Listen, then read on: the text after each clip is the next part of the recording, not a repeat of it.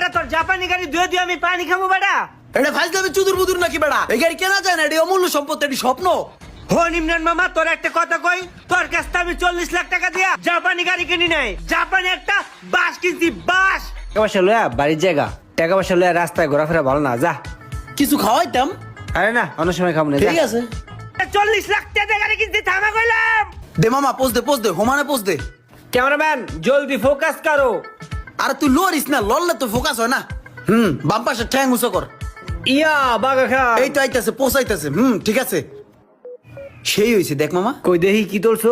মামা দেখছোস, তোর চেহারা কিন্তু অরিজিনালি খয়রাতির মতন, কিন্তু গাড়ির লিগে কিন্তু তোর অনেক সুন্দর লাগতাছে। দেখছোস মামা গাড়ি কি জিনিস? এই ছবিটা সুন্দর হইছে। গাড়ির লিগে গাড়ি সুন্দর, এর লিগে তোরও সুন্দর ওই লাগে। বেটা আমার চেহারা আছে না, আমার চেহারা লেগে কত সুন্দর হইছে, দেখছস? ও মামা রে, দিলটার ভিতরে খুব কষ্ট রে মামা।